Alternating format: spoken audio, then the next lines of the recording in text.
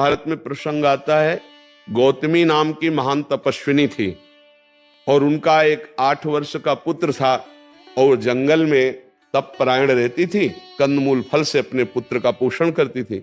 एक दिन काले सर्प ने काट लिया और पुत्र पधार गया तो जो जंगली होते हैं कोल भील, वो उठा करके लाए और कहा, हे देवी, आपके पुत्र को काले सर्प ने काट लिया और मृत्यु को प्राप्त हो गया।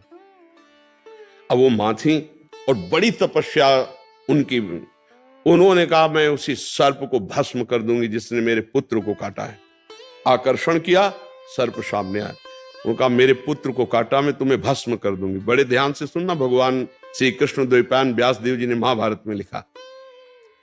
सर्प ने कहा कि देवी, यद्यपि आप भस्म कर सकते हैं पर मैं निरापराधी हूं। तो उनका अपराध सिद्ध है कि आपने काटा है। बोले, हाँ काटा है, लेकिन मैंने नहीं, मृत्यु मेरे अंदर प्रेरित करके कटवाया है, इस बालक की मृत्यु।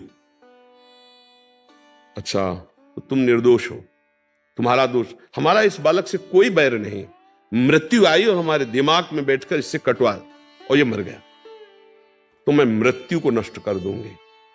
तब परायण थी, मृत्यु का आकर्षण किया, मृत्यु सामने उपस्थित हुई। ये सब मूर्तिमान है, जैसे भगवान के अस्त्र मूर्तिमान है, सुदर्शन चक्र आदि। जब जरूरत होती तो अस्त्र रूप में होते हैं, नहीं सेवक रूप में सेवा करते रहते हैं। मृत्यु से कहा, मैं मंत्र बल से तुम्हें भस्म कर दूंगी, तुमका कर सकती हो, लेकिन मैं निरपराध हूं। क्यों? तुमने सांप को प्रेरित करके कटवाया, हाँ, लेकिन मैं काल के द्वारा प्रेरित हूं। काल ने मेरे ऊपर शासन करके मेरे को आदेश किया, तब मैं सर्प पर शासन करके कटवा दिया। मृत्यु निर्दोष।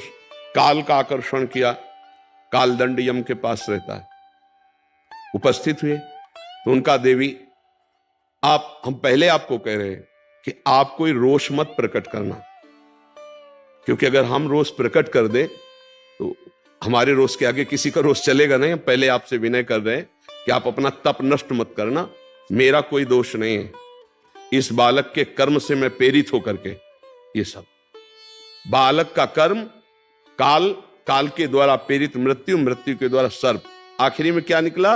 निज कृत कर्म भोग सुन भ्राता अवश्यमेव भोक्तव्यम कृतम कर्म शुभाशुभम।